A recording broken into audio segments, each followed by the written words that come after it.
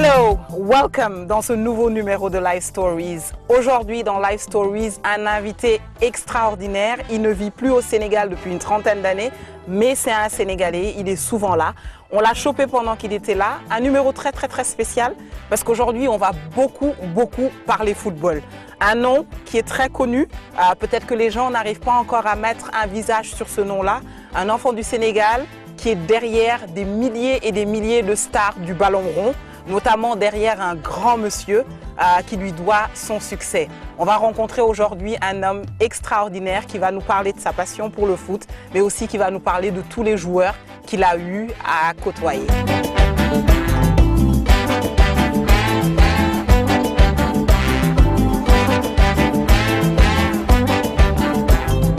Un homme que vous allez découvrir tout au long de cette émission aujourd'hui. On connaît son nom est très célèbre, mais il se cache beaucoup. Un homme assez discret, donc il n'aime pas trop qu'on parle de lui. J'ai pu quand même lui demander d'être là dans Life Stories aujourd'hui. Monsieur Thierno Seydi. Du point de vue éducationnel, Oui. il a une très bonne éducation. Oui. D'ailleurs, d'une manière générale, Oui. tous mes enfants ont une très bonne éducation. Oui. Cela m'enchante beaucoup. Voilà. Vous le voyez footballeur, agent de footballeur, est-ce que vous pensiez qu'il allait vraiment évoluer dans le monde du foot? Quand il était enfant, il aimait beaucoup le sport? Il aimait beaucoup le sport. Vous êtes fier de lui aujourd'hui? Je suis très fier de lui. Il s'occupe bien de moi. Inch'Allah. Et j'en suis vraiment fier. Voilà. Et comme je te dis, d'une manière générale, ils sont tous bien. C'est l'éducation que je leur ai donnée depuis leur petit enfance. Inch'Allah. Merci beaucoup. Voilà. Que Dieu vous prête longue vie. Je vous en prie. Merci.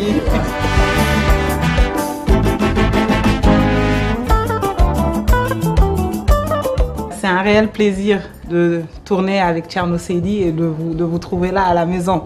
Parce que comme je disais, Thierno Seydi, c'est peut-être un nom célèbre, mais le visage n'est pas célèbre. Il est assez discret. Beaucoup de gens ne le connaissent que de nom. Grâce à cette émission aujourd'hui, ils pourront mettre un visage sur ce nom-là. Mais quand on suit son cursus, on a l'impression que c'était vraiment ça son destin. Oui, il aimait le sport. Vous savez, il est né à Rebeuss, c'était un gosse de Rebeuss. Et les gars passaient tout leur temps à jouer au football et il était tout le temps là. Quelquefois, je l'empêchais même, au lieu d'aller jouer, reste à faire tes devoirs, tout ça là. Mais quelquefois, pendant qu'il fait ses devoirs, d'un seul coup, il est parti. Ouais. Il se retrouvait dans le foot. Papa Seydi qui travaillait au tribunal, vous dans l'administration. Donc forcément, vous vouliez qu'il soit peut-être comme vous, qui travaille dans l'administration, qu'il soit peut-être banquier, avocat, mais pas dans le monde sportif. Quand il partait en France, ce n'était pas pour le football. Après sa licence, il a choisi de travailler dans le sport. Bon, puisqu'il était assez grand, majeur, et j'ai suivi ce qu'il voulait. Et voilà, où est-ce qu'on est arrivé? Pas de regret aujourd'hui? Non, pas du tout. Vous êtes heureuse de l'avoir laissé suivre sa voie? Surtout que quand il est parti dans le milieu du sport, il est tombé sur Pape Diouf. Et Pape Diouf, c'est un frère à moi, que je ne connaissais. Bon, je ne savais pas par coïncidence. Nos deux pères étaient des amis. C'est un jour, en lui posant la question de savoir, mais Pape Diouf, est-ce que c'est pas le fils d'un tel? Il m'a dit, mais si. Je dis, mais celui-là, c'est son père et le mien. C'était des amis en Afrique centrale. Parce que moi, je suis né au Gabon. Le Pape Diouf, il est né au Tchad. Donc, tu vois, ils étaient les deux vieux, ils se fréquentaient. Donc, je me disais, ben, il est tombé dans de bonnes mains. Je dis, Pape Diouf, voici ton fils. Et il en a pris, il en a fait quelque chose de lui. Et voilà ce qu'il est devenu aujourd'hui. Je ne regrette pas du tout. Du tout. Qu'est-ce que vous lui souhaitez? Beaucoup de bonheur, beaucoup de chance. Que ce qu'il entreprend puisse réussir. Parce que le peu qu'il a, il se le partage. Je suis une retraitée heureuse. Mais je prie pour lui, pour que ça aille en avant. Qu'il puisse... Parce que non seulement nous, qui sommes de la famille, mais tous mes amis et ceux qui l'ont connu, c'est le même geste. Il suffit chez moi ici, à partir de 13h, c'est un défilé. Et il ne sait pas dire non. C'est un plaisir de trouver la grande sœur. Comme on dit, la grande sœur, c'est vraiment la maman en général. La grande sœur Rama Seydi, grande sœur de Thierno. Alors j'ai envie de demander, quel genre de petit frère était-il en grandissant? Là, il était agité. Hein. Il était agité. Un vrai boy rebus. Oui, un vrai boy rebus. Tout à l'heure, on entendait Seydi dire que vous avez reçu une bonne éducation. Et pourtant, on sait que Rebeuss, c'était un quartier difficile. C'est toujours un quartier difficile d'ailleurs. Et que pour s'en sortir, il faut vraiment avoir des parents solides qui puissent vous mettre sur le droit chemin. Est-ce que c'était le cas avec vous? C'était le cas. On a un papa vraiment qui veille sur notre éducation. C'est ce qui nous a permis aujourd'hui de devenir ce qu'on est aujourd'hui. Surtout à travers Thierno. Parce que Rebeuss était un quartier vraiment populaire. Bon, lui, il nous serrait. Et c'est ce qu'on ne regrette pas aujourd'hui. Alors Thierno, quand il était enfant, est-ce que vous voyez en lui un futur footballeur?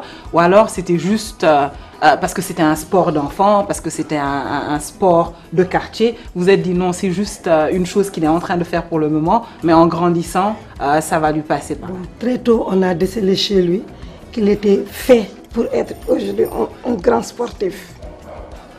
Et c'est sur cette lancée qu'il s'est jeté jusqu'ici. Donc ça ne nous étonne pas si Thierno devient aujourd'hui agent de joueur. Vous n'aviez pas eu peur pour lui parce que le monde du sport quand même c'est un monde de strass et de paillettes. C'est un monde aussi où il se passe des choses assez compliquées. Vous n'aviez pas peur pour lui à un moment donné? Bon, peur non. Parce que très tôt il a eu la bénédiction de ses parents. Vraiment ça, j'ose le dire à haute voix. Vous êtes fier de votre frère? Trop même, trop même. Qu'est-ce que vous lui souhaitez pour la suite? Une longue vie et beaucoup de percées. Alors Omar Kane, vous êtes un des bras droits de Thierno Seydi et quand il est à Dakar, vous êtes en général 24 heures sur 24 avec lui. Qu'est-ce que vous pouvez nous dire sur Thierno Seydi? Bon, man Thierno, man naan yaay moom boole ak moom mooy kii toog te su ma xamee Thierno kii la ndax Thierno dafa nekk nit ki xam ne dama ko bëgg a sam bopp. Depuis 2002 ñu ngi travaillé di liggéey mu jàppee ma comme rakkam jàppee ma sax comme chauffeur comme rakk la ma jàppee fu nekk ñoo fi ànd heure bu ñëwee Sénégal maanaam ñooy nekk ndax lu tax mu gën ko fonk mooy nu ma jàppee ay famille man loolu laa gën a xool si man ma tourné man tamit ma ni kii nitu royukaay la peut-être damay toog ba sax man ne Thierno nit ñi xamuñu ko ndax dafa nekk nit ki xam ni symbole la.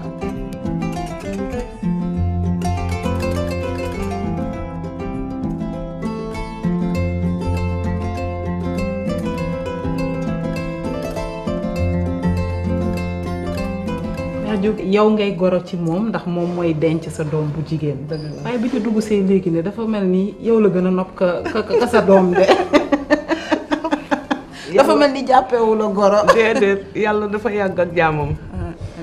yaayam jooju maay tàntaam. macha allah tànt rek la may wax. ah booba ñii ay xale lañu ñoom yëpp may ànd ak ñoom ak i rakkam ak ay doomam. ñoom ñëpp ku ci nekk bu ma gisulee duñu toog duñu taxaw. papaam jooju ca kër ga def ma ne carrément taaj ma gërëm ma sant ma ñaanal ma yàlla nee na dama la def comme sama yaay xam nga loolu rëy na. kooku moo ëpp alalu àddina. kii nag moom dama ko jëlal ndax bu yàlla defee ma ñëw toog fii tey alhamdulilahi rabbil alamina sama doom xiiful marul. raflewul ak a neexoon tey mu taxaw ci sa kanam man nag dama koy ñaanal yàlla rek yal na ko yàlla may gudd fan ak wér ak wérle ak njabootam yal na yegg fa mu bëgg a yegg ci barke yonent yàlla Muhammad bu ma siyaaree baytilaay moo ma yóbbu ah yàlla nag moo xam man dama koy ñaanal yàlla rek dama koy ñaanal yàlla.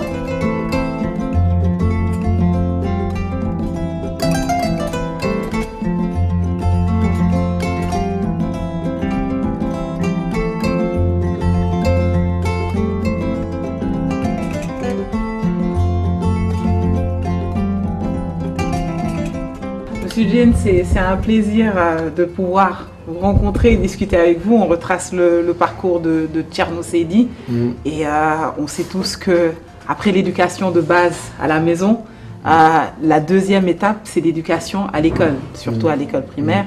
Et vous aviez été son maître pendant plusieurs années. Vous pouvez nous dire quel genre d'élève était Thierno Seydi? Quand nous sommes arrivés là, il y avait avant l'école Clémenceau Les gens passaient des nuits pour inscrire leurs enfants. Nous étions à 200 mètres et personne ne venait nous voir. Et pourtant, nous avions de la place. Donc c'est dans ce contexte-là que nous sommes arrivés, nous, à l'école de Rebeuss. Nous avons tenu un pari, c'est de rehausser l'école au niveau de l'école Clémenceau. Et je crois que nous avons fait même un peu plus. Moi, je suis de la Gueule Tapée. Rebeuss également, c'est un quartier traditionnel. Alors, voyez un peu ce que ça devait être. Il m'arrivait de recevoir des parents d'élèves qui avaient la gueule de bois. C'est dans ce contexte-là que les Thierno et autres ont grandi, Rebeuss. Et il nous a fallu faire un travail extrêmement important pour ces enfants-là. Et c'était pas facile. C'était pas facile. Nous, quand nous entrions dans l'enseignement en 1963, déjà, nous avions un pari, c'était de former des jeunes cadres de ce pays. Et parmi ces jeunes cadres-là, Thierno a fait partie. Et ce garçon, il fait ma fierté. Ma fierté parce que non seulement il a réussi ses études. Je vais vous raconter une anecdote. J'ai fini à l'école franco-sénégalaise, n'est-ce pas? À 2 ans de ma retraite, en 1993, on est venu pour me donner la première décoration, l'ordre du mérite. Alors je l'ai simplement refusé. Et à la place de cette décoration, les garçons que j'ai formés ont fait ma fierté. J'habite Ouest Foire, au centre Philippe Maguileb Senghor, la dermatologue, c'est mon ancien élève. Et à l'école de Rebeuss. Et des cas comme Thierno, il y en a eu beaucoup, il y en a eu beaucoup, il y en a eu beaucoup. Son attachement à son maître, M. Diène, est véritablement très évident. Et à chaque fois qu'il vient à Dakar, son premier réflexe c'est de l'appeler, de lui dire « Monsieur, je suis là ». Et véritablement, nous vivons ce plaisir avec Thierno et nous le partageons familialement avec lui. Il n'est plus l'élève de M. Diène, mais le fils de M. Diène. Tout à fait, et c'est normal. Ça, je peux le dire. Hein. Et c'est normal, parce que des enseignants comme M. Diène, je pense qu'il y en a plus quelqu'un qui s'est quasiment sacrifié pour les élèves qu'il avait. Et comme il le racontait tout à l'heure, Rebeuss, tout le monde sait que ça a toujours été un quartier très difficile. Et dans ce contexte-là, qu'il ait pu gérer des gosses. Donc, M. Diène s'est vraiment beaucoup sacrifié. Effectivement. Et là, quand il parle de Thierno, je sais qu'il jubile dans son âme et dans sa conscience. Ouais.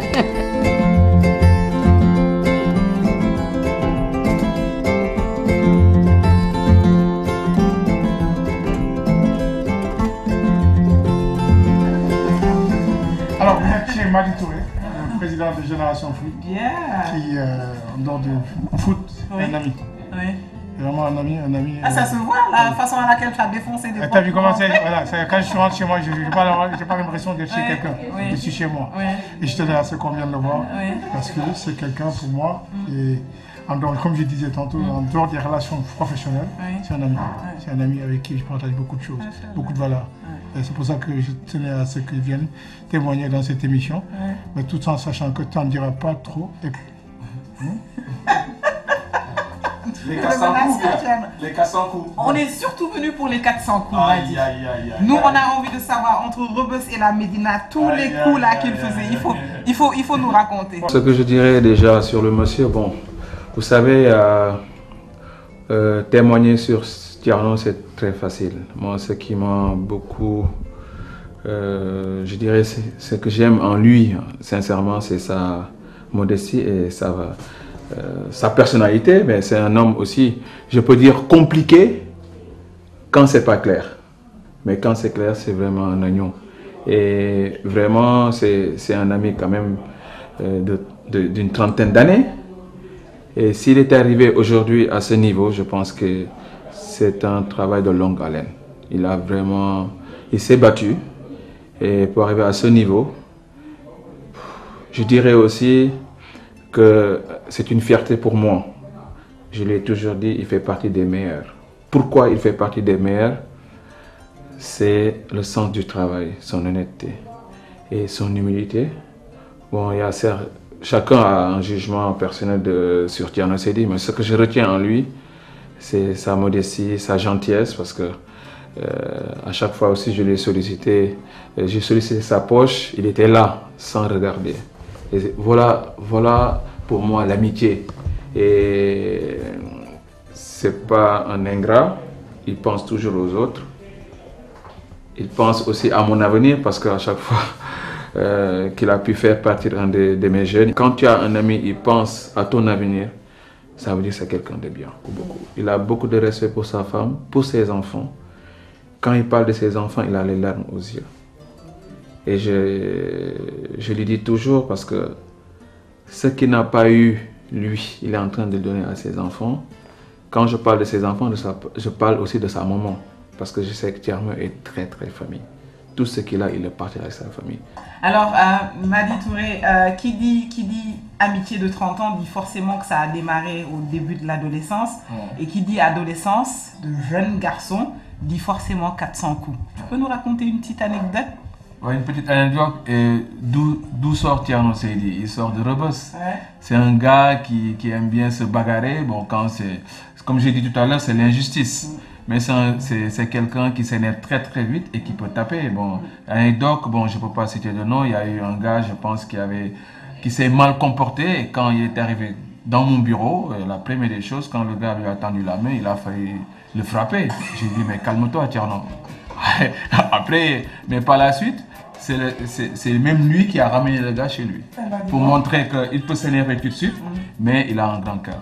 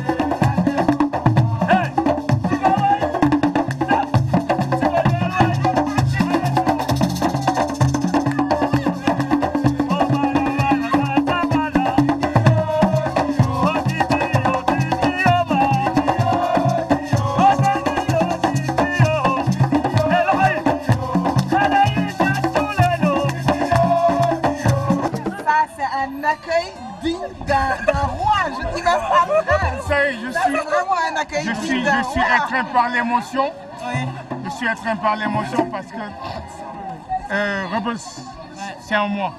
Quand je dis tantôt que je revendique ma Rebeuscité, c'est pas en 20 mots. C'est dans ce quartier où je me suis exprimé tout jeune, c'est le quartier qui m'a fait et qui représente tout pour moi. C'est mon point de repère. Quand je suis à Dakar, mon premier réflexe c'est de venir ici avec des gens qui t'ont vu grandir, avec des gens avec qui j'ai tout partagé, les bons moments, les moments difficiles. Et c'est pour cette raison que dans l'histoire, en tout cas de ma vie, Rebeuss tient une place très importante. Vous êtes en face de la maison de Lamine Diack. Et de l'autre côté, vous êtes en face de la maison de l'ancien Premier ministre Habib Thiam. Ce qui correspond à ce côté melting pot que représente Rebeuss. Très content. Et Fallou a créé ce groupe de Khandalo de Sikoban il y a quelques années. Et Fallou, en dehors du fait qu'il est son joueur de Siko, c'est mon petit frère. Il était dans la même école que moi, et il était dans la même classe que ma petite sœur. Et donc, c'est une fierté, c'est un petit frère. C'est une famille, hein, Rebeuss. Mais Rebeuss, c'est une famille, Rebeuss, c'est ça. En fait, tu ne peux même pas t'en rendre compte que quand il y a un événement, que ce soit un bonheur, malheur et bonheur, tu retrouves toutes les têtes. Et à chaque fois que tu es à Dakar, tu viens à Rebeuss. Il n'y a pas un jour que je ne passe pas. En plus, c'est la bonne horaire parce que c'est autour de 18h jusqu'à 20h. Il suit les mouvements de mais il a raison de revenir à Rebeuss. Quand il vient, il est accueilli par un band comme ça. C'est quand même extraordinaire. Alors vous, Thierno Seydi, aujourd'hui, c'est une fierté pour vous. Très grande fierté pour nous, vraiment. Il partage tout avec moi, tout, vraiment. Ouais. Et comme il a dit tout à l'heure, c'est un ami d'enfance. On vit ensemble les moments pénibles. Les moments bons, tous les jours, on est ensemble. Oui, même s'il n'est pas là, on est en contact. Il nous demande comment va l'ASC et comment va le côté culturel, la Siko Bantamba. Est-ce que ça va? Tout le temps, il me demandait. C'est un Rebeuss.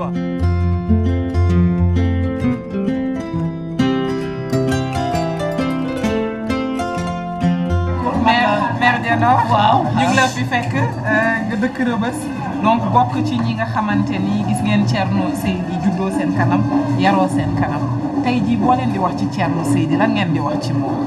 Thierno day dañ koy ñaanal yàlla yokkute fii la juddoo fii màgge fii jàmm rek dañu xamal moom ak am njëriñ aussi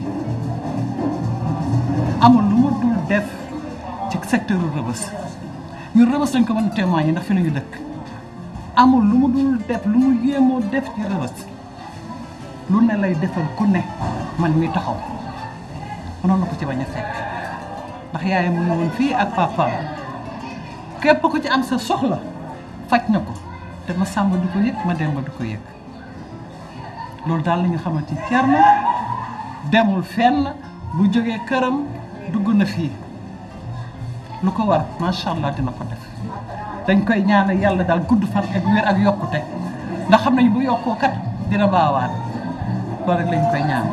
C'est quelqu'un de bien il est gentil c'est l'ami de mon mari gannaaw yàlla man tey su ma toogee bay sëy fii moom moo tax parce que sama jëkkër ñëwul moom la yónnee lépp loo xamante ne rek sama jëkkër war na ma ko defaral moom mi ngi koy def su ñëwee dina ma seet lu mu war la ak man dina ko def ak sama yaay def ko ci moom lenn rek lañ koy ñaanal wér ak gudd fan.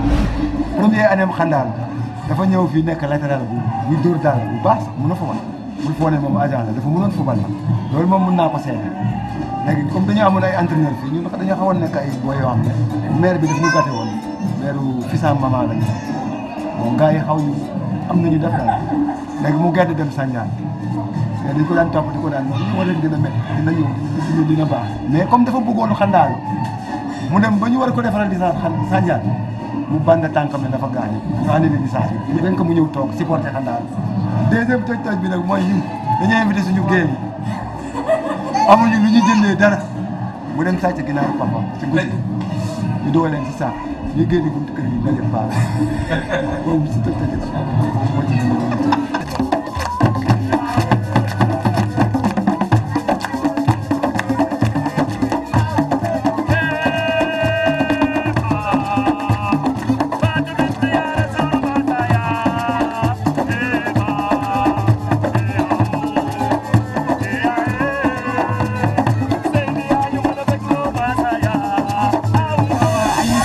grand frère de Thierno Seydi. Moi, la question que j'ai envie de vous poser, déjà, on est là à Rebeuss, donc dans votre quartier de naissance, votre quartier d'enfance. Et qui dit Rebeuss, c'est que Rebeuss, c'est un quartier assez difficile. Je pense qu'à la base, c'est parce que vous avez eu une éducation stricte, vous avez pu sortir du lot, c'était pas évident. Mais aujourd'hui, avec le recul, quand vous tous, vous revenez dans le quartier et quand vous voyez ce qui est devenu votre petit frère, qu'est-ce que vous avez envie de dire? Je vous remercie d'abord de me donner l'opportunité de parler. Ça va être même un peu difficile et à la fois facile de parler, surtout en ce qui concerne mon jeune frère. Mais comme vous avez pu le constater, moi je ne dirais pas grand-chose. Tout simplement, c'est un passionné. C'est un passionné parce qu'il aurait dû certainement se présenter autrement. Mais il ne faut pas rester une journée sans passer à Rebeuss. Parce que le quartier nous a vu naître de tous. Et c'est le lieu justement de remercier mes parents, mon père, ma mère, qui nous ont inculqué des valeurs. Et ce sont ces mêmes valeurs-là qui permettent aujourd'hui de pouvoir transcender certaines difficultés. Pour moi, je ne peux pas vous dire, il y a des choses qu'on ne peut pas dire, mais je suis très satisfait.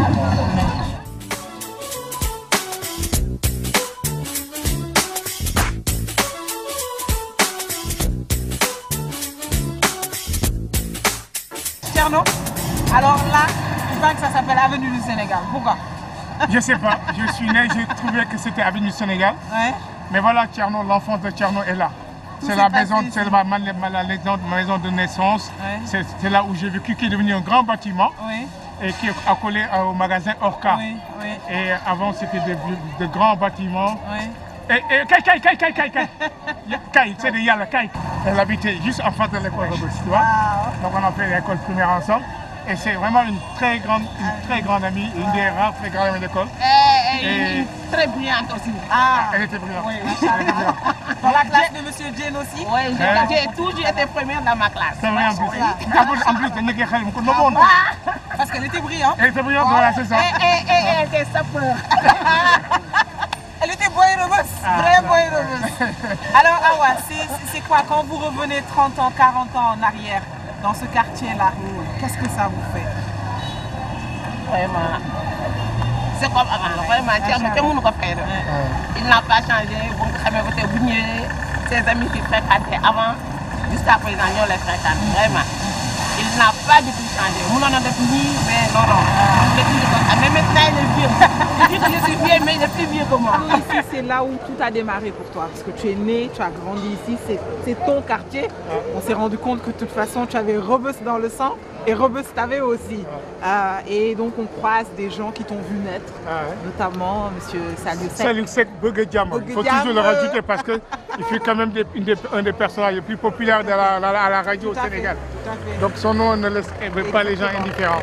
Thierno suma jarbaat la fii la juddoo ci kër gii maag yaayam nekk nan fii lu mat fanweeri at lenn lu nekk defal na ma ko mi ngi nii ndax li jafe moo ko dal nekk fenn ba tekki di fàttaliku foofu di fàttaliku ña nga daan defante te jox na ma cëram nijaay at mu jot moo may jox Tabaski ndax ñu baree bari loo jëflanteeg ñoom ci ngone suñu doonee mag la ñuy seet mooy ñañu kalaaseet ak fa seen daraja toll waaye du ñu seet ña nga xam ne ñoo nekk nag ñoom moom mii nag am na cër ci Rebeuss gi gépp ndax kenn koo xam ne moroomam la deflante naag yow li mu war a deflante yow kuy nijaayam jox na la cër kuy baayam jox na la cër ab yar la ñu xam ci moom ak li jafe léegi nga xam ne moom la nit ñi gën a fonk ko mooy daraja ak alal te loolu la nit ñi gën a soxla léegi yaayam nag boo Thierno amee lii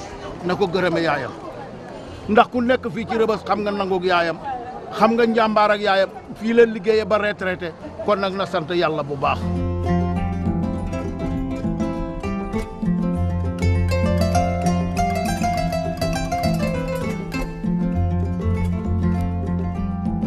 Alors là, c'est l'école où il y a eu la rencontre avec Monsieur Diène. Oui, c'est l'école où voilà, mes premiers sur le banc d'école. J'étais déjà à la maternelle, mais l'école primaire, c'était là, l'école Rebeuss, qui n'était pas comme ça, mais c'est de là que tout est parti. Ma vie d'élève, ma vie d'étudiant, tout est parti de là. Et ça me fait quand même bizarre de revenir une quarantaine d'années, presque bientôt 40, quelques années après, de revenir, mais bon, that is life, c'est la vie. De bons souvenirs? Très très bons souvenirs, très bons souvenirs. Okay. La porte c'était par là-bas, et j'ai encore cette image d'ici. D'ici c'était le directeur quand il faisait l'appel des élèves. Le premier jour, j'avais mon père et ma mère, j'étais tout petit. Et l'image que j'ai, c'était quand le directeur faisait l'appel des nouveaux élèves. Il a dit Thierno Seydi. Et d'un seul coup, j'ai dit, on m'avait briefé la veille, mon père et ma mère m'avaient briefé. Un homme, quand on t'appelle, t'as une allure. Alors il a fait Thierno Seydi, j'ai fait oui. Et j'ai fait comme les militaires, tac, comme ça. Et le directeur regarde mon père, il me dit ça c'est un militaire, futur militaire. Wow. Et tu vois, je te parle ça fait 40 ans. Et c'est pour ça que cette classe, chaque fois que j'arrive, ça me rappelle ce moment-là.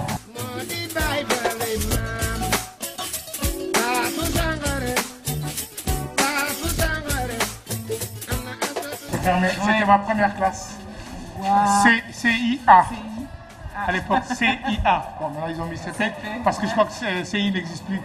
Si, le CI existe. Et c'était là. Et j'ai encore cette image de la file qu'on avait faite par là. Et mon premier instituteur, c'était M. Diabaté. Je ne sais pas qu'est-ce qu'il est devenu.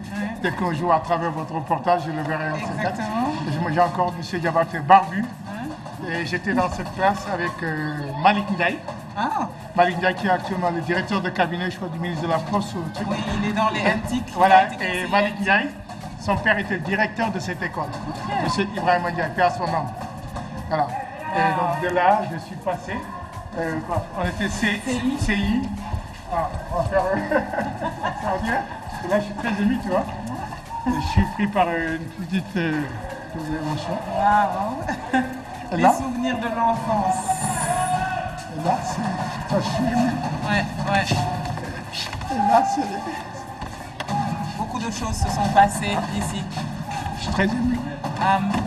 Et là, c'est 40 ans. Hein? Ouais. Et après là, c'était là. Non, c'était CE1A. C-E-E-A. C-E-A. Je suis en train de te faire mon parcours, hein. Toutes les classes. Après C-E-A ici. C2, c'est l'autre côté. Et c'est de là-bas que M. Dieu m'a pris. Et il faut terminer. Je vois. Voilà ma dernière classe dans cette école, CM2A. Et c'est de cette classe que j'ai eu mon entrée en 6e pour aller au lycée 20. Ça fait drôle quand même. Tu as l'impression que la place est petite, alors que le gamin, tu la voyais très grand. Exactement. Et c'était tout ça.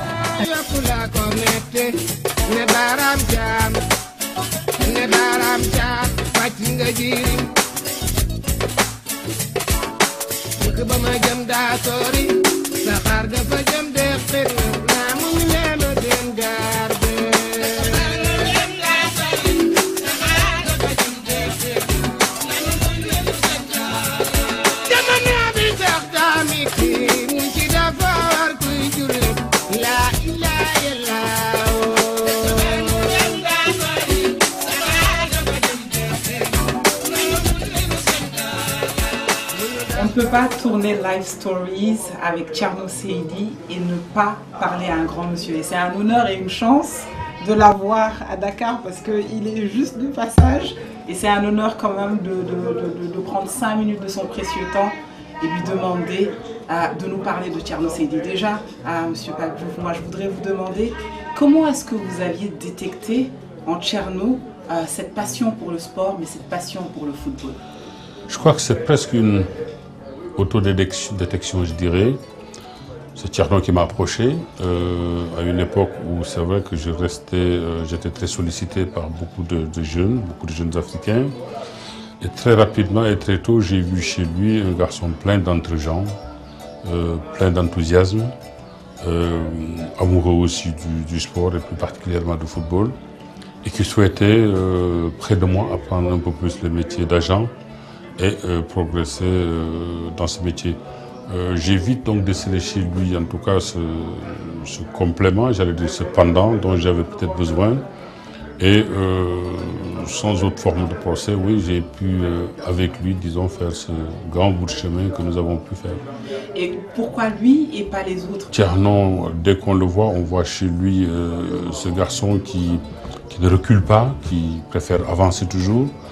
Et dès nos premiers échanges, j'ai effectivement compris qu'il pouvait, auprès de moi, être quelqu'un de très utile, de précieux, ce qui n'a pas manqué du reste, puisque très rapidement, il m'a montré toutes ses capacités, en jouant sur le recrutement un rôle très important, puisque je n'ai pas besoin ici de le rappeler, on le sait, mais c'est grâce à lui que beaucoup de joueurs sont venus au sein de notre société, dont le plus illustre peut-être Didier Drogba.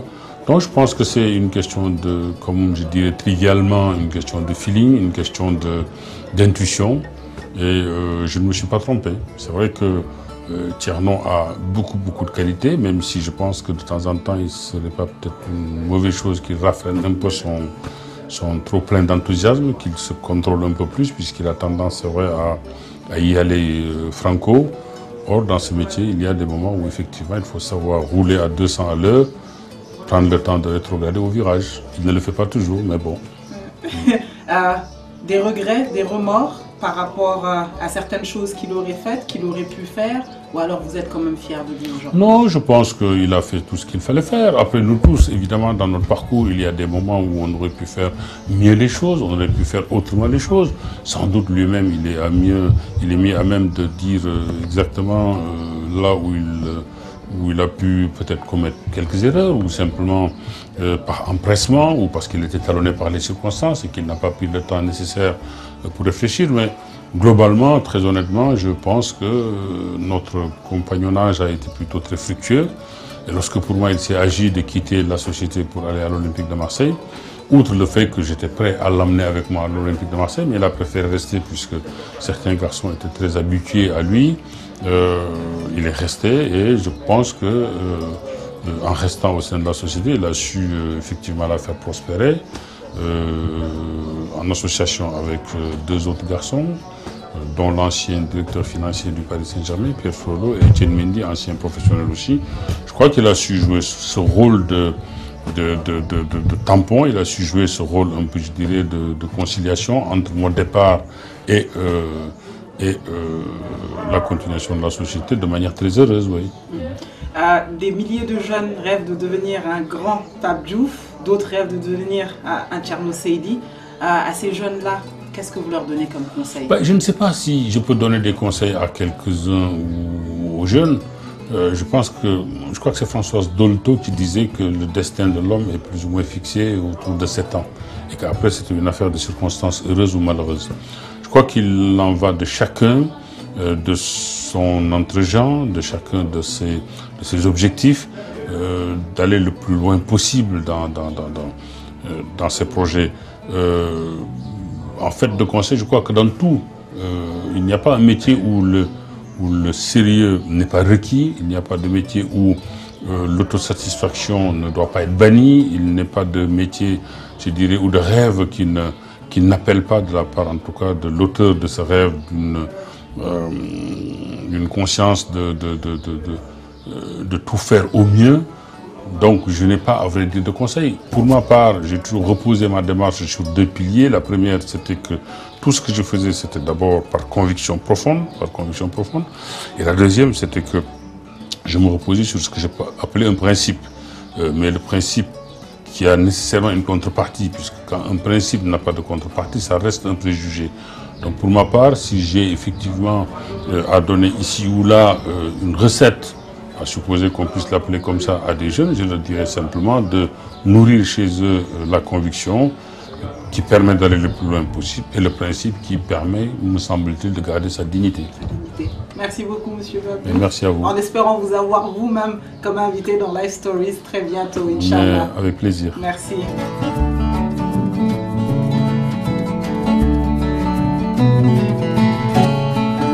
Alors, on ne peut pas tracer le parcours de Thierno Seydi et ne pas discuter avec les joueurs qu'il a eu, qu'il a géré.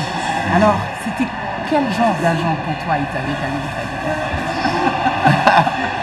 Disons que moi c'était plutôt plus un grand frère qu'une histoire d'agent.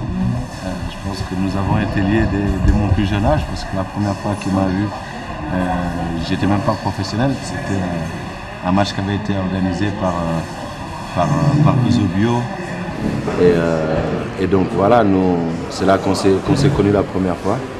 Il m'avait suivi, il m'avait pas lâché d'un œil.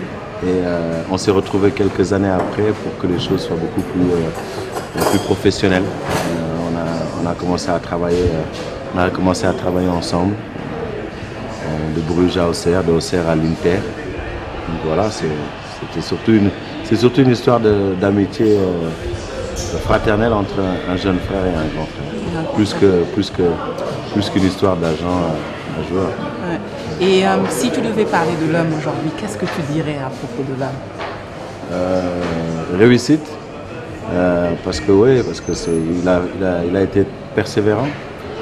Il a eu beaucoup d'abnégation dans ses croyances. Je pense que c'est ce qui a fait qu'il est devenu à l'heure actuelle le Thierno Seydi que tout le monde connaît. Ça n'a pas été facile. Je pense que voilà, c'est cette force de caractère-là qui s'est forgée au fur et à mesure des années, mais jusqu'à là, il n'y a pas eu de... Enfin, moi, personnellement, je ne vois pas un changement au niveau de l'homme, qui est resté toujours le même vis-à-vis de moi. Donc c'est vrai qu'à partir de là, c'est une réussite totale pour lui, parce qu'il a travaillé pour. On a beau dire que c'est vrai qu'on n'a rien sans rien, et lui, je pense qu'avec rien, il a réussi quand même à avoir beaucoup. Donc voilà.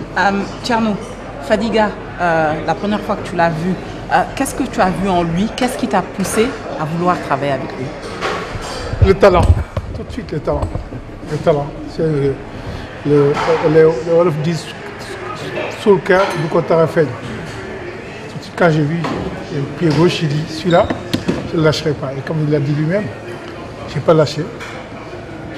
Les meilleurs de sa carrière ont fait concert à un moment donné retrouvé. Et puis, comme il le disait tantôt, on en était arrivé à un point où nos relations n'étaient plus des relations d'agent. Il y a de ces joueurs comme ça. Comme je disais dans le reportage, Didier, c'était pareil. Khadiga, c'est le même Maccabi. Parce qu'il y a une relation d'homme qui va au-delà de la relation professionnelle. Et lui particulièrement, parce que père son homme, sa mère, père son homme, je me rappelle encore cette image quand il vient m'appeler, il me dit Seydi, Khadiga, Rakal, Denkanalo, Man Yo Yalla. Textuellement. Et de ce jour-là, j'ai décidé que quelle que soit la carrière qu'il fera, avant, pendant et après, je serai toujours à ses côtés. Et c'est cette mémoire que j'essaie de respecter. C'est pour cette raison, quand tu m'as demandé, parmi mes joueurs, j'ai dit oui, lui, parce que c'est une relation particulière, très très particulière. C'est des garçons pour qui j'ai beaucoup d'affection et qui fait partie aussi des garçons qui m'ont permis de me révéler dans ce métier. Parce qu'à l'époque, dire que tu étais l'agent de Fadiga, ça voulait dire quelque chose. Donc, c'est pas un garçon qui m'a lâché, on a cheminé jusqu'à la fin de sa carrière et on est devenus des amis, des frères. Voilà. Comme il disait lui-même, la relation de grand frère et petit frère.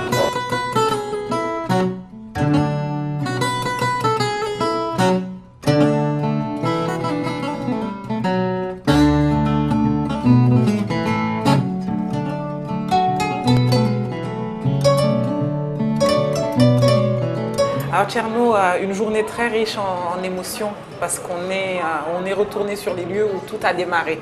Le quartier Rebeuss, la famille, l'école qui forge forcément un homme. Mais 40 ans après tout ça, est-ce qu'on peut dire que c'est par pur hasard que tu es rentré dans ce métier-là ou c'était pour une passion, par passion? Hasard certainement pas, passion oui, parce que quand tu es né à Rebeuss, entre l'avenue du Sénégal et la prison de Rebeuss et le stade Assane Diouf, forcément, le virus du football te suit. Pour ceux qui ont connu Tcherno très jeune, dire aujourd'hui que Tcherno travaille dans le football, pour eux, c'est une évidence. Donc c'est vraiment pas un hasard, parce que d'abord, j'ai toujours aimé jouer au foot. Mais bon, peut-être indirectement, la carrière dont j'ai rêvé que je n'ai pas pu faire, je le fais à travers mes joueurs aujourd'hui dont je gère la carrière. Et est-ce que c'est peut-être aussi un peu grâce à l'éclosion de certains joueurs, notamment Feu Bokandé, que tu as voulu suivre cette passion-là jusqu'au bout? Pas spécialement, mais il est évident que l'avènement de Jules Bokandé a été pour beaucoup dans mon choix de carrière. Parce que mais quand je vous dis j'étais un fan de Jules Bokandé, mais vous ne pouvez même pas imaginer à quel point. Je vivais que pour lui. À l'époque, il venait d'exploser dans le championnat français. Parce que moi, j'ai connu Jules Bokandé, j'étais à Ziguinchor, petit minot à Ziguinchor. C'est les années où j'étais turbulent, mes parents m'ont envoyé un peu au purgatoire à Ziguinchor. Et le hasard a fait que j'habitais pratiquement le même quartier. Donc c'était ma star à moi. Et je dis tantôt, dans mes interviews, dans mes sorties dans la presse, j'ai dit le Sénégal n'a connu qu'une seule star. Pour moi, c'est Jules Bokandé. Il y a des vedettes du football. Pour moi, c'est des vedettes. Mais la star, pour moi, incontournable, c'est Jules Bokandé.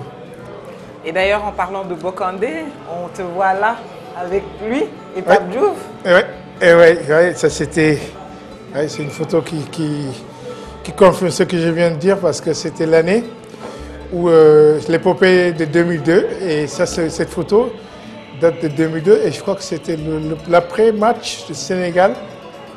Algérie où El Hadji Diouf marquait 3 buts. Et on était tous contents avec Pape Diouf, mon mentor, à l'hôtel. Et j'étais là tout jeune. Hein. Jules Bokandé reste pour moi et restera toujours pour moi le champion que j'ai toujours admiré. Ouais. Le monde du sport et surtout le foot est souvent assimilé à corruption. On le présente même comme étant un monde de requins où les plus forts en général mangent les plus faibles. Comment est-ce qu'on fait pour s'en sortir ? C'est un monde de concurrence, oui, comme dans tous les corps de métier. Il y a beaucoup de concurrence. C'est vrai que l'idée que les gens se font de ce métier d'agent, parce que le football brasse beaucoup d'argent, c'est vrai. Et quand on parle de beaucoup d'argent, forcément, ça suscite des envies, ce qui fait que oui, effectivement, à un moment donné, il y a eu des écarts de comportement de certains agents, de certains dirigeants de foot, malheureusement. Et donc, c'est tout le monde du football à un moment donné qui était gangréné par cette folie de gagner de l'argent à tout prix. Mais ceux qui font ce métier avec des valeurs le font toujours bien. Moi, j'ai toujours dit que dans toutes sortes, dans tout métier, dans tout ce qu'on fait dans la vie, tout ce que tu fais, fais-le bien. C'est ma devise en tout cas. Ce sont ces valeurs que j'essaie de garder en moi, qui m'ont été inculquées par un père qui a travaillé dans la justice, qui était de la vieille école, qui était très, très à cheval sur certains principes, au point que, je veux dire, on a eu une éducation à la dure avec mon père. Donc oui, l'argent dans le monde du football, il y en a beaucoup. Oui, l'argent, on en gagne, j'aime bien en gagner comme tout le monde, mais ça n'a certainement pas une valeur absolue dans ma vie. Et qu'est-ce qui fait la réussite d'un agent? Est-ce que c'est les contrats lucratifs qu'il a en général pour ses joueurs, ou est-ce que c'est se projeter dans le futur et se dire il faut qu'il ait une belle fin de carrière et surtout qu'il ait une vie après une carrière de footballeur? J'ai toujours dit qu'une carrière de footballeur n'est jamais réussie pendant la carrière. Tout le monde il est gentil, tout le monde il est beau, toutes les portes s'ouvrent, tout le monde a envie de vous toucher, de vous aduler. Vous êtes adulé, mais ça c'est... Mais pour moi, en tant qu'agent, de par le peu d'expérience que j'ai, je pense que je commence à en avoir, parce que ça fait quand même plus de 25 ans que je suis dans ce métier. J'ai vu des carrières se faire et se défaire. Je dis toujours que je jugerai la réussite d'un footballeur à la fin de sa carrière. Tout à fait. La plupart du temps, on dit qu'entre un agent et un joueur, la relation ne tient qu'à un fil, la plupart du temps. Toi, tout à l'heure, Fadiga disait que maintenant, il te considère comme un membre de sa famille. Donc, ça va dans les deux sens. Ça peut tenir à un bout de fil, mais il peut y avoir aussi une confiance qui fait qu'après, les gens deviennent amis. Pourquoi cette différence-là entre les deux? Ça dépend des relations que tu utilises dès le départ. Ça dépend quel est le discours que tu tiens à un garçon. Tu peux... Quand les garçons, c'est quand même des garçons intelligents. On ne peut pas faire une carrière de footballeur sans être intelligent. Il y a une forme d'intelligence. Après, à quel niveau? Donc forcément, les garçons sont intelligents. Simplement, le discours que tu les tiens, si c'est un discours vrai, à un moment donné, il n'y a que la vérité qui est vraie. Tu peux te dire tout ce que tu veux. À la fin, quand ton discours est vrai et cohérent, il le verra. Il y a des moments, malheureusement, dans une carrière de footballeur, il y a des garçons, le succès, l'entourage leur fait tourner la tête.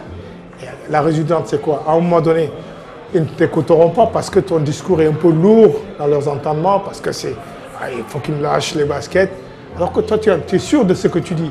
Mais malheureusement, certains garçons, à un certain moment de leur carrière, ont plus envie d'entendre ce dont ils ont envie d'entendre. C'est-à-dire les caresser dans le sens du pouvoir leur dire que vous êtes le plus beau, et toutes les gonzesses te courent derrière, tu as de l'argent, tu as les belles voitures. Mais à un moment donné, la réalité de la vie se rattrape. Et mon rôle en tant que conseiller, c'est de leur dire attention. Un homme qui a changé beaucoup de choses au cours de ta vie, la rencontre avec Pape Diouf de l'Olympique de Marseille. Ouais, ça c'est après mes parents, mon père et ma mère, je crois que c'est l'homme qui est l'homme le plus important dans ma vie. Ce monsieur a très tôt décelé en moi les qualités d'agent. Il m'a pris sur sa coupe. Quand je le regarde encore, je me dis que c'est même pas... Pour moi, c'est un messie qui a traversé ma vie. Pape Diouf, il est de ce genre d'homme qui, effectivement... Je regarde, mais... Ému. Il a changé beaucoup de choses dans ta vie. Ouais. Pape Diouf, c'est tout simplement, en dehors de mes parents et de mon époux, je pense que oui, la rencontre qui a changé carrément le cours de ma vie. Parler de Pape Diouf, c'est toujours en dire trop ou pas assez. Ouais. Je préfère passer si c'est ce que je pense de lui. C'est tellement fort que ton fils, le premier, porte le nom de Pape Diouf. Mais ma mère, elle t'a tout donné. Hein. Je pense qu'elle t'a... Oui, ça c'est... Ouais, ça c'est... On te voit là avec ton épouse à la clinique. Ouais, ça c'est des moments fabuleux dans une vie. Ma très chère épouse. 12 heures après son accouchement, cette photo. 12 heures après son accouchement, et je tiens mon fils aîné, Pape, qui porte le nom de Pape Diouf et de mon grand frère, qui sont deux personnes importantes. Et oui, c'est ça. Et voilà, le papounet, il est là. C'est un des plus beaux moments de ma vie, le jour où Thierno est devenu papa. Ça te change un homme. Hein? Ça change un homme, Ouais, tout à fait. Ouais. Un autre grand monsieur, une autre grande rencontre. Il avait 17 ans quand tu l'as rencontré. Didier. Ça fait 20 ans que ça dure, ça fait Didier. 20 ans que tu le pousses. Ouais, Didier, c'est... Didier Drogba. C'est le symbole même, je pense, de ma réussite professionnelle. Oui. Un garçon que j'ai connu, il avait 17 ans.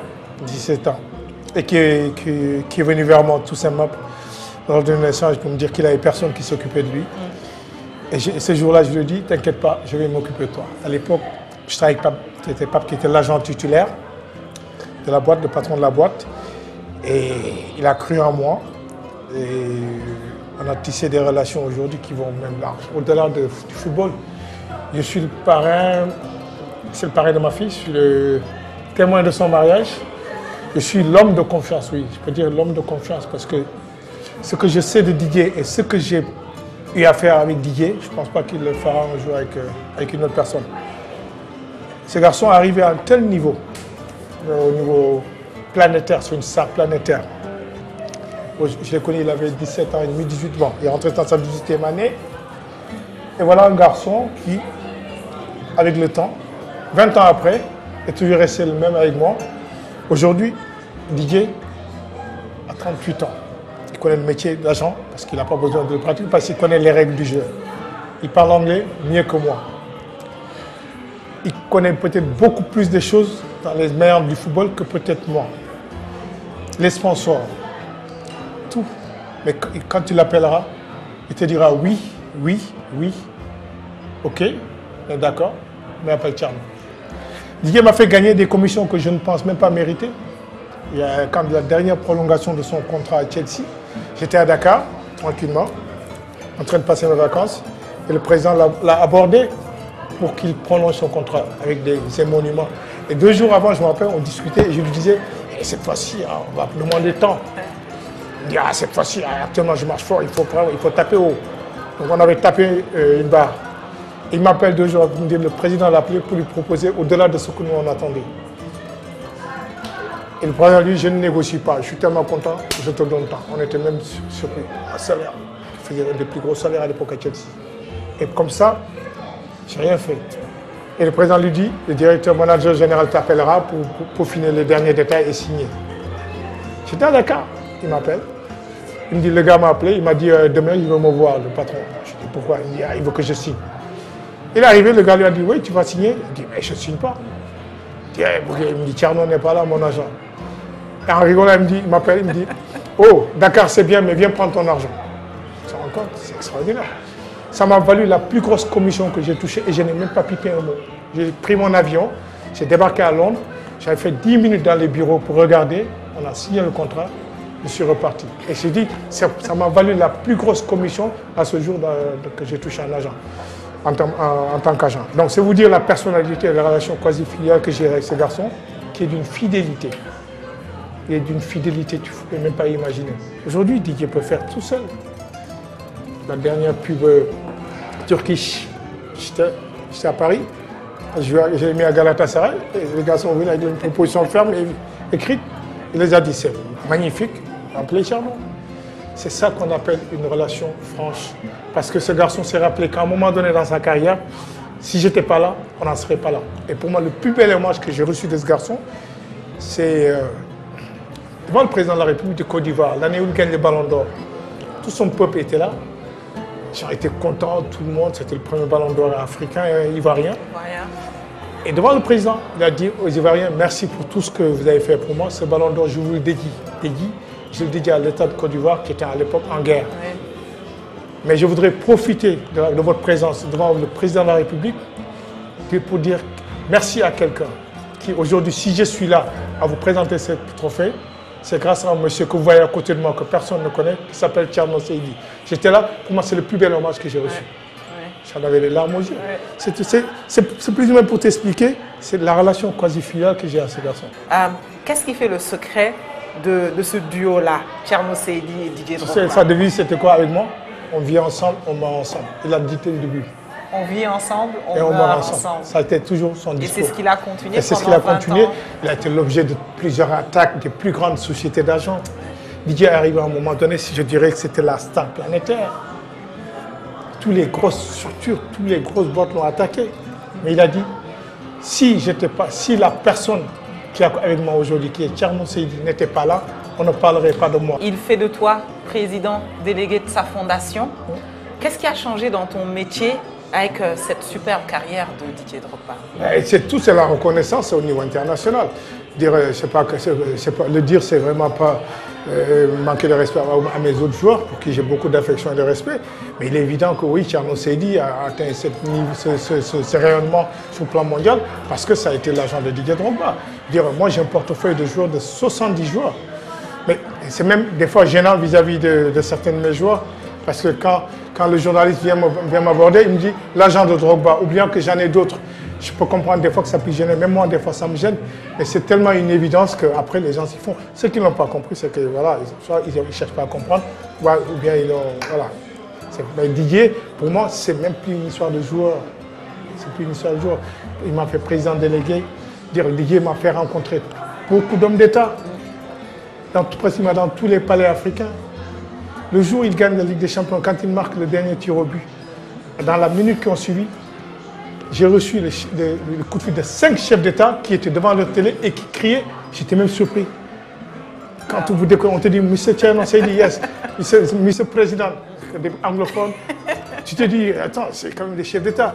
Et quelqu'un qui était là, oui, merci Monsieur le Président. Vous dites à Didier, on est fiers. Pour moi, c'est extraordinaire. 20 ans que ça dure, et pourtant, tu n'as pas pu garder un des joueurs du Sénégal, en l'occurrence Sadio Mané, qui aujourd'hui intéresse de grands clubs comme Chelsea, comme Manchester ou comme le Bayern. Si tu étais encore son agent, qu'est-ce que tu lui conseillerais? Qui? Sadio Mané? Oui. Je ne veux même pas en parler parce que c'est un sujet où je ne veux pas apparaître comme quelqu'un de... Moi, Sadio Mané sait, moi je sais. Ceux qui connaissent l'histoire savent. Je ne vais pas m'épancher sur ça parce que je n'ai pas à me plaindre. Je sais ce que j'ai dit à mes garçons, aux joueurs avec qui je travaille. Je leur dis, vous avez la chance de travailler avec un agent qui n'a pas faim. Aujourd'hui, je n'ai pas faim. Dieu merci, ça fait 25 ans que je suis métier. Je pense avoir travaillé pour pouvoir me souvenir à mes besoins personnels, à mon entourage, à ma famille. Donc, je ne suis pas attiré par l'appât du gain. Mais par contre, oui, je suis quelqu'un d'être omnibulé par la réussite. Et la réussite, pour moi, ça fait partie même de l'essence de ma vie. Quand je réussis avec un joueur, je suis l'homme le plus fier. Sadio Mané, ça a été un joueur qui est passé à un moment donné entre mes mains et qui est parti voir peut-être d'autres prairies. Je ne sais pas qu'est-ce qu'il trouvera. Moi, tout ce que j'ai dit du joueur, et je le lui dis. Les gens pensent qu'on a une animosité. On n'a aucune animosité. Je l'appelle régulièrement. Il m'appelle quand il a besoin de... Quand je vois que ça ne va pas, par exemple, il y avait les semaines passées, je l'ai appelé, je lui dis, ça fait partir. Je lui parle, je suis très à l'aise. Vous savez, il est sourcé comme moi. Mon village, Goudomp et Bambali sont côte à côte. Tout me lie à Sadio Mané. À un moment donné, professionnellement, nos chemins se sont séparés. Pas de sa faute, parce que je connais l'histoire. Mais je ne vais pas venir me pencher dessus. Un jour, lui-même, il découvrira que ce garçon a été trompé. Mais comme je suis quelqu'un de très orgueilleux, très fier, je ne me marchanderai pas mon professionnalisme et mon savoir-faire et je vais le laisser continuer avec qui il a envie de faire. Mais tout le mal que je lui fais, c'est qu'il réussisse. Parce que pour moi, un Sénégalais qui réussit, c'est le pied. Donc je n'ai aucun état d'âme, le fait qu'il soit parti avec quelqu'un d'autre. À un moment donné, il y a eu aussi le cas Issiardia. Les gens d'ailleurs vous reprochaient d'avoir vendangé sa carrière en l'envoyant au Qatar, alors qu'il était promu à un bel avenir. Il est toujours promu à... Enfin, il fait son petit chemin, le bonhomme de chemin. Vous savez, j'aime pas trop en parler parce qu'il y a une petite part de vie privée dans le choix de Issiardia. Mais bon, je pense que les Sénégalais l'adorent, ce garçon. Oui. Je pense qu'ils l'adorent. Bon, forcément, beaucoup n'ont pas compris. Mais quand tu as un garçon comme Issiardia qui te dit, Thierno, je ne suis pas né avec une cuillère en or dans la bouche, mon père est décédé, il venait juste de signer, il avait quoi, 20 ans, même pas. Il est devenu responsable très tôt, chef de famille. Il avait 4 frères et sœurs. Qu'est-ce que tu en veux? Ta mère ne travaillait pas. Il s'est dit, moi, c'est le football qui peut me permettre de mettre à l'abri ma famille. Quand un garçon te dit, je lui dis, Issa, quand tu quittes Nancy pour aller au Fenerbahçe, ce n'est pas un choix par défaut, c'est un choix sportif. Fenerbahçe reste quand même un des grands clubs européens. Il arrive, il fait 2 ans là-bas. Il multiplie ses émoluments par presque, je sais pas, 10 000. Parce que tout le monde sait qu'en France, les joueurs ne gagnent pas.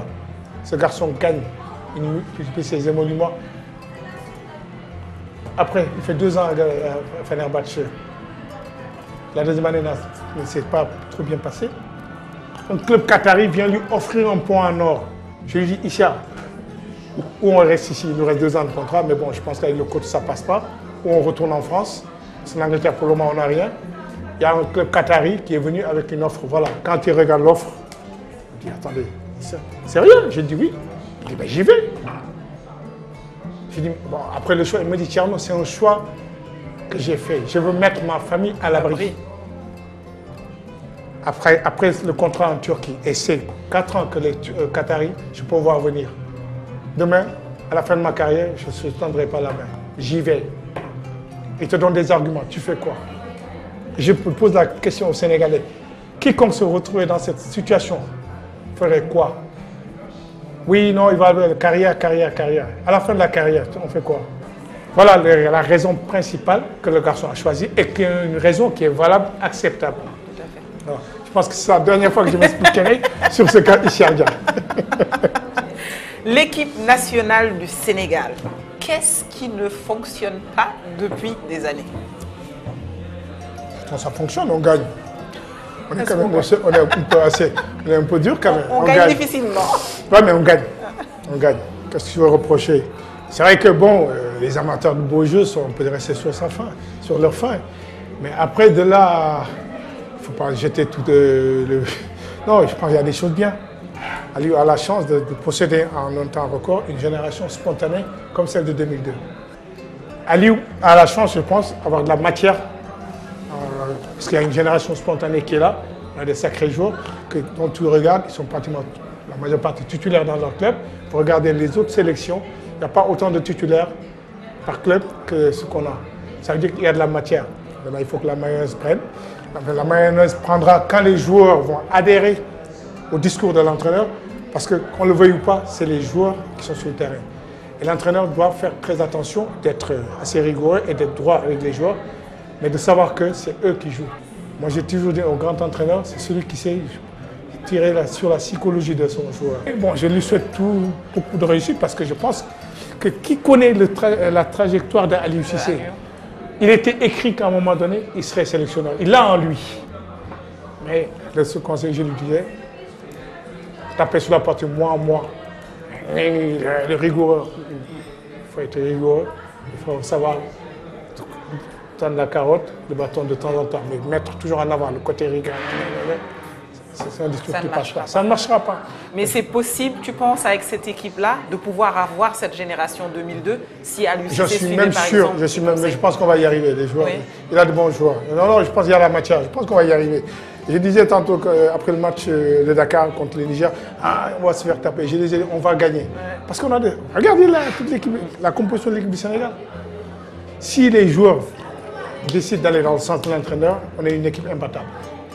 Mais ça, c'est à l'entraîneur de tirer le maximum de ses joueurs, d'en faire des soldats qui sont prêts à mourir pour le chef. S'il gagne ce combat-là, parce que la valeur intrinsèque, il n'y a pas de problème. S'il gagne ce combat-là, c'est un combat qu'il doit mener avec lui-même.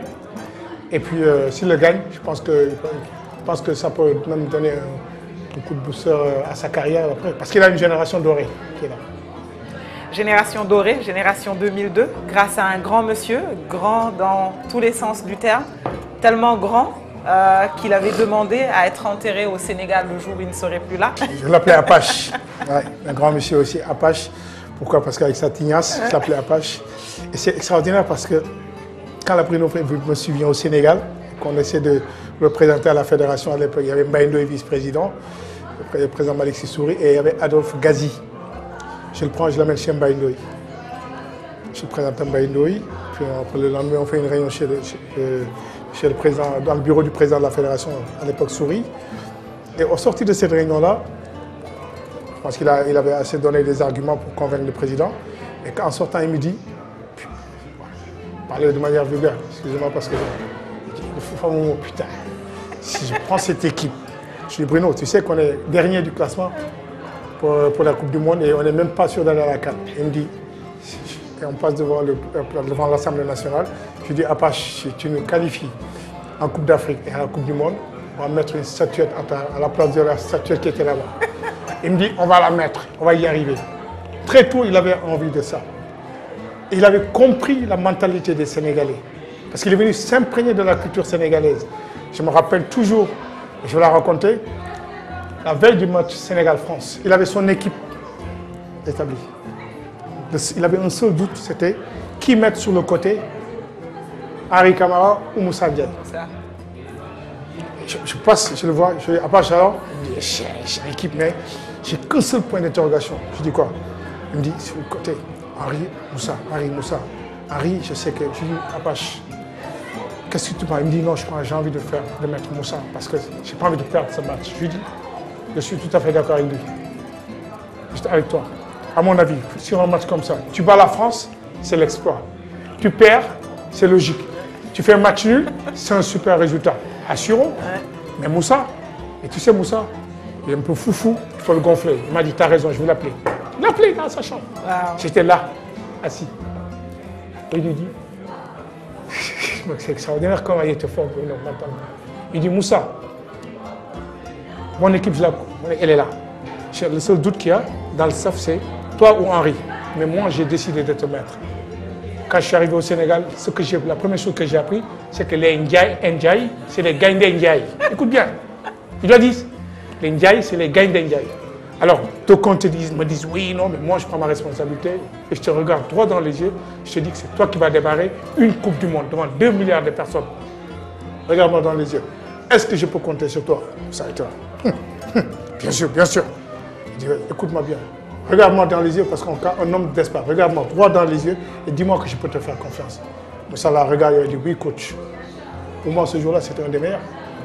Vous savez comment il a réussi à mettre en condition les Moussa Ndiaye pour qu'il te fasse un match de mammouth. C'était ça aussi, Bruno. Mon entraîneur, c'est beaucoup de psychologie. Paix à son âme, un grand monsieur que je pense qu'il restera éternel dans le cœur des Sénégalais. Ouais, je pense important. Des remords, des regrets? Des regrets dans mon métier, quel regret. Le plus gros regret que j'ai, c'est le jour où, au moment où je pensais faire le plus beau transfert de ma courte carrière, c'était avec Fadiga, quand il va à l'Inter de Milan, que on a tout négocié en off avec Pape. Il n'était même pas au courant. Et c'était la surprise du chef. Ouais. Le garçon, on l'appelle, on dit on se retrouve à Milan. Il arrive à Milan, tout était nickel, un super contrat. Il était heureux parce que c'était l'aboutissement. Quand le verdict médical est tombé, je peux dire que ça a été le jour le plus difficile dans mon métier d'agent. J'en ai chialé en off, parce que je ne voulais pas chialer devant Fadiga. Mais humainement, j'ai souffert, mais comme vous ne pouvez pas imaginer. J'ai beaucoup souffert. Je pense que cette histoire m'a tellement marqué, et c'est ce qui fait aussi l'affection que j'ai pour Fadiga. Il y a ça. Ouais. Parce que ce jour-là, si Fadiga n'est pas costaud, il n'avait pas un bon entourage, il pouvait péter un câble. Et Dieu merci, ça a été un mal pour un bien, parce qu'effectivement, à travers cette visite médicale, on s'est rendu compte qu'il fallait impérativement l'opérer. Et c'est peut-être ça qui sauve sa vie. Donc des fois, Dieu ne fait pas les choses par hasard. Exactement, voilà. Tout à fait. Alors le portrait chinois? Alors, mais je ne suis pas chinois, moi. On va quand même faire un portrait chinois. Alors Thierno Seydi, si tu étais un livre, lequel des livres tu serais? L'enfant noir de Camara Laye. Ah. Ça m'a marqué parce qu'on m'avait imposé de le lire et de faire un résumé. Quand j'étais jeune. Je crois que c'était en 3e ou je ne sais pas. Et je me suis attaché à ce bouquin-là. Donc je l'ai encore. Je vais même vous dire, ça va être drôle, parce que j'ai encore un bouquin, Momodou Ebineta, que j'ai gardé. Nostalgique? Très nostalgique. Parce que mon père, à ses heures creuses, il me dit, allez, et c'est même tellement droit, allez, au lieu d'aller traîner, on lit. C'était Mamadou Ebinta. Ah bah dis donc. Tu as intérêt à bien lire, hein. Tu avais intérêt. Si tu étais une citation? Les gens ont tendance à dire l'argent fait le bonheur. Ou l'argent change la personne. Je ne suis pas d'accord. Je dis que l'argent ne fait que refléter la véritable personnalité de l'être humain. Si tu étais une couleur?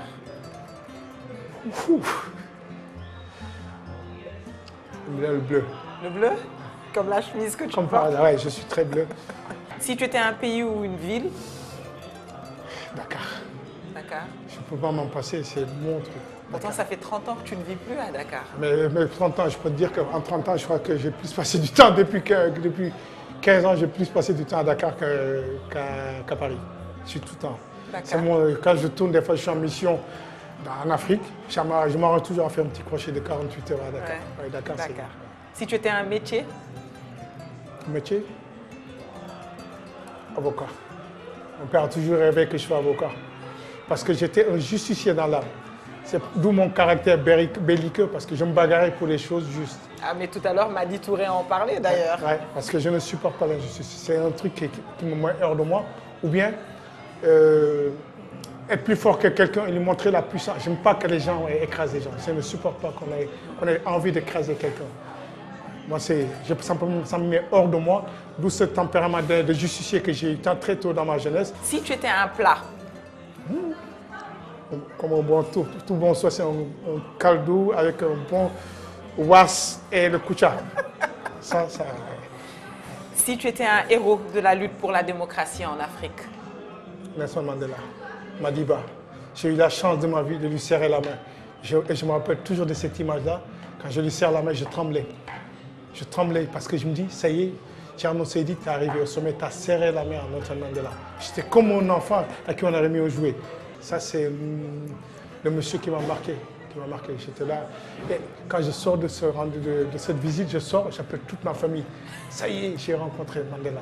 J'ai envoyé la photo à tout le monde. Oui, ce monsieur-là a été celui qui doit inspirer beaucoup d'hommes. Beaucoup d'hommes. Pas que les Africains, beaucoup d'hommes. Et si tu n'étais pas agent Thierno Seydi, tu serais quoi aujourd'hui? Je ne sais pas ce que je serais. Peut-être que, je ne sais pas. J'ai toujours rêvé d'être avocat, mais je n'ai pas fait. Mais bon, peut-être que je serais, en tout cas, oui, je serais peut-être magistrat, mais oui, dans le domaine de, ou docteur, pour régler, pour sauver les gens. C'est bizarre, j'ai cette...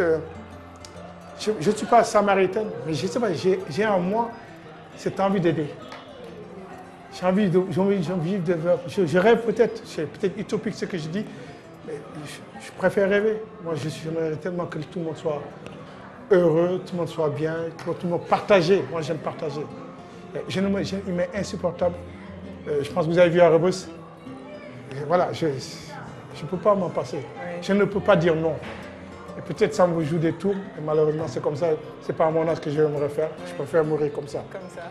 Thierno Seydi, merci beaucoup. On te souhaite de continuer à faire des familles heureuses, parce qu'il y en a eu beaucoup tout au long de cette carrière-là. Il y en a eu beaucoup, des vies ont changé grâce à toi. Donc on te souhaite de continuer à changer la vie de milliers d'autres personnes. Merci, en tout cas, j'ai passé un agréable moment avec vous. Je profite de votre émission pour dire aux Sénégalais, croyez en vous. Croyez en vous, croyez à vos enfants. Pour moi, les enfants, quand je parle d'enfants dans le sens étymologique du terme, c'est toute la population sénégalaise. Et de miser sur la jeunesse. Quand on a une jeunesse saine, on peut croire un avenir radieux. Quand on a un enfant, pour une mère ou un père, quand on a un enfant, il faut toujours croire qu'à un moment donné, quelles soient les difficultés, cet enfant-là peut être le Messie. Moi, j'ai la chance, comme j'ai dit, tout à l'heure, j'ai regardé mon père, je me dis, bon, j'espère qu'il ne va pas craquer.